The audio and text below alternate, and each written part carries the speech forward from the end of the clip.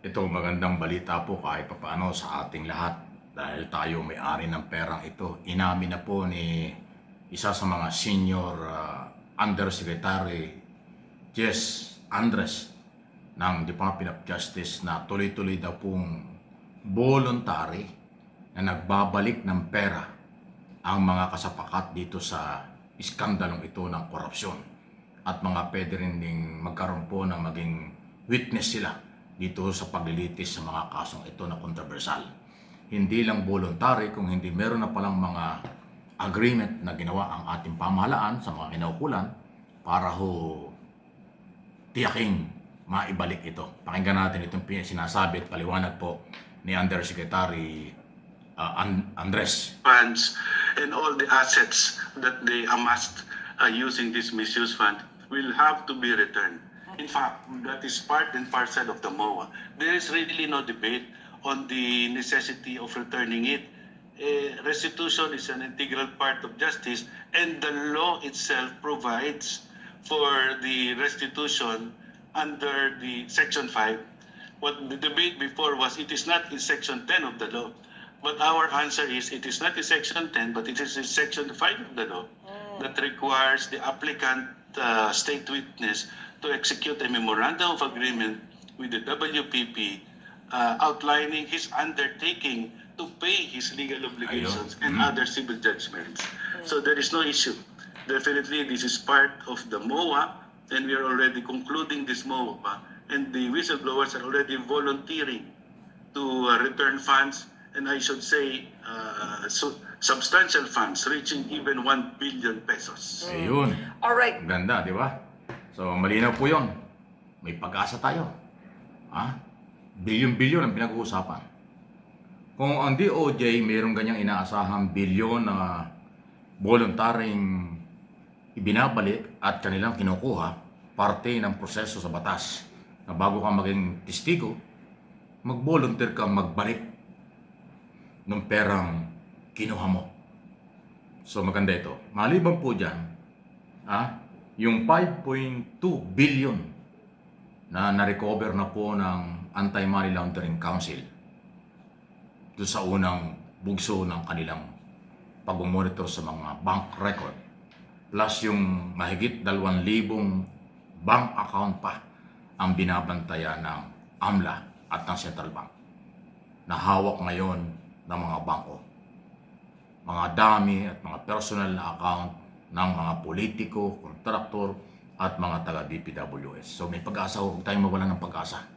Kapag ganitong nakaka-recover ng volume ng pera, ito yung ebidensya magpapatunay doon sa mga kasong kailang kakaharapin. So yung dalawa yung galaw dito, mabawi yung pera at maipakulong ang lahat. Huwag lang tayo magmadali kasi may proseso. Ngayon, ang magandang balita, ayon naman dito sa Ombudsman,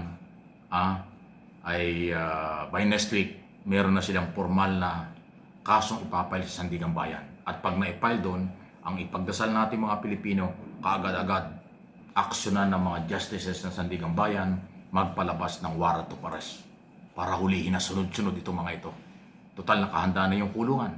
So, kailangan makulong. Ayan po ang magandang balita. So, huwag tayong, although nakakadismaya, nakakagalit talaga, nababagalan ng iba, at kung ano-ano mga sinasabi, ginagamit pang pampolitika. So, hindi maiwasan po ito. Political issue ho ang pinag-umpisahan, ang nakakasira, at mga politiko rin po ang karamihang makukulong dito sa issue ito. Hindi ito biro na labanan.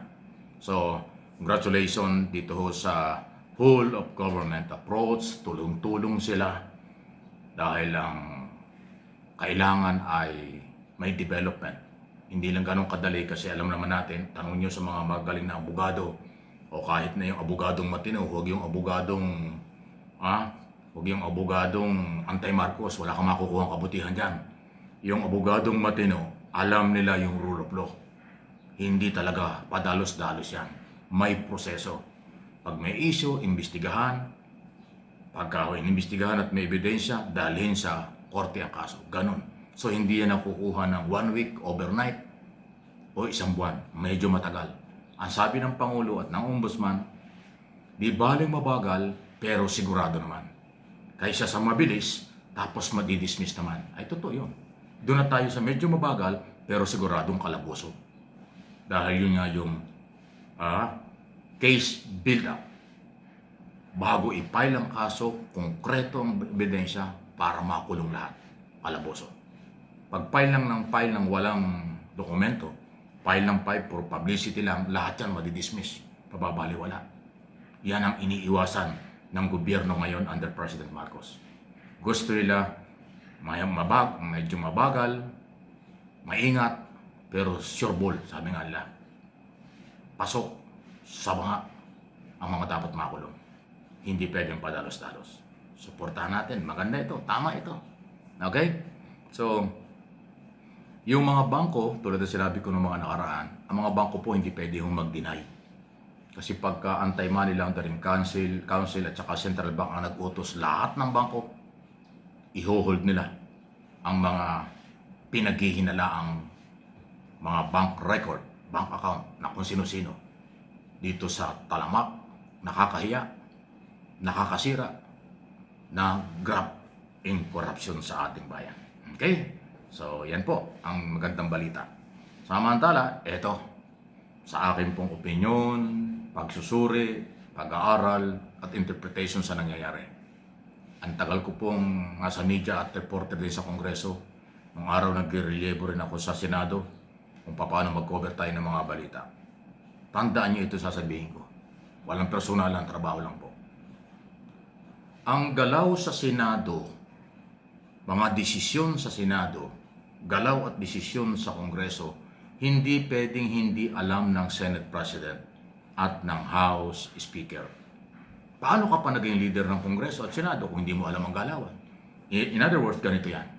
Ang paglalagay, kung sinong chairman ng komite, ano ang priority sa mga hearing ng bawat komite, sino ang majority leader, sino ang minority leader, lahat po yan. Although dinadaan sa pag-aaproba sa plenaryo, pero ang unang nagbibigay ng go signal niyan, ng approval, kung sino ang chairman, sino ang deputy, ano ang mga priority, Senate President sa Senado, House Speaker sa Kongreso.